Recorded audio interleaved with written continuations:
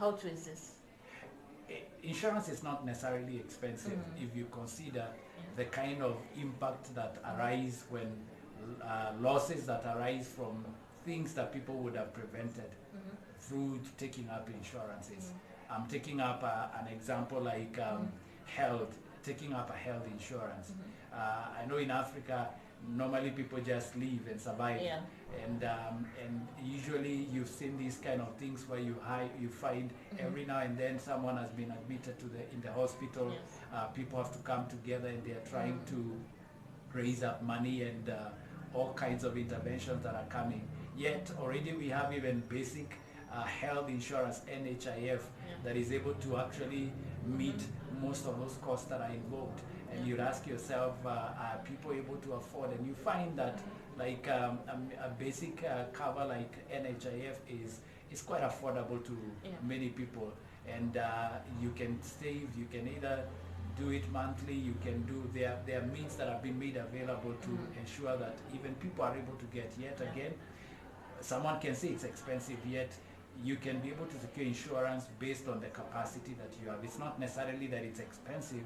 You just have to look at what you have within your means and what you can be able to secure to cover you up based on your financial capacity. And do I need a lawyer when taking insurance? And if yes, what kind of insurance needs a lawyer? Not necessarily that you'd always need a lawyer for basic insurances. Like I'm taking an example like NHIF is a health insurance. It's a basic insurance that doesn't need necessarily a lawyer. But there are other contracts that are complex that would involve sometimes a larger group of people and also covering wide range of aspects of insurance. So in that case, it's important for you to be able to engage a lawyer because there are many things within a policy that that you need to read in between the lines, and if you're an average person you may not understand, so it's good for you to be able to engage a lawyer in that case for complex ones. But basic ones, it's not necessarily that you need a lawyer. Yes. And is there anything like breach of contract when it comes to insurance? And if yes, what are like the breaches and what are the consequences?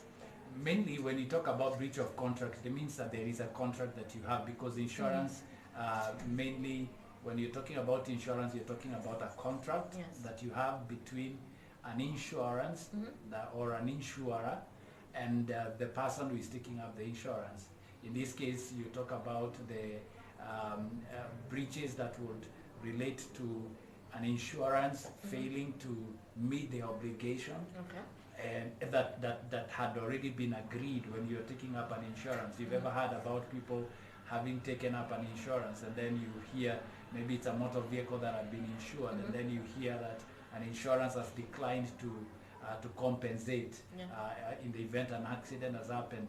In that case, where if the contract and the scope of the cover had actually taken care of whatever event that has happened, in that case, as per the contract, if the insurer fails, then they have breached the contract.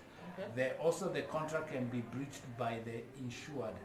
In this case, whereby that perhaps like there are certain disclosures that had not been made that impact that contract. In that case, then the insured has breached the contract, and there are many other areas that someone can breach the contract. So you have to know.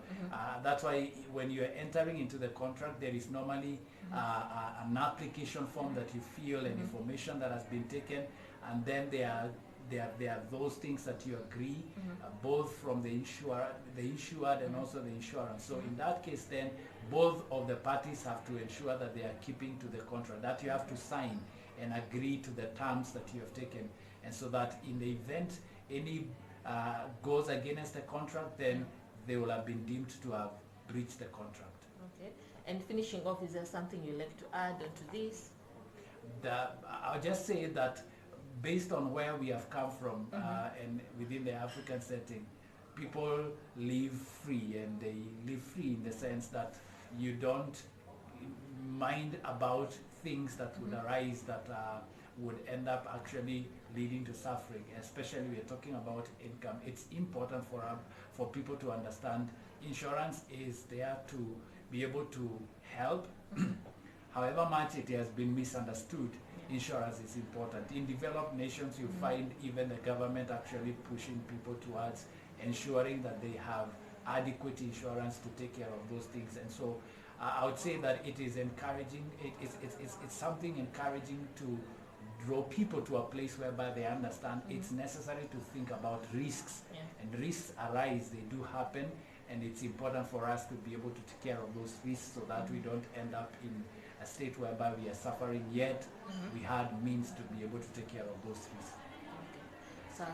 So thank you so much, Stephen, and we come to the end of episode 1. Asante sana for anyone and everyone who's watched from the beginning to end. We appreciate you all. Engage us in the comment section. Let us know what you've learned, what new additional information you would like, and we move on to episode 2, where we'll be talking medical cover and everything that comes with it. So once again, asante, and we'll see you in episode 2.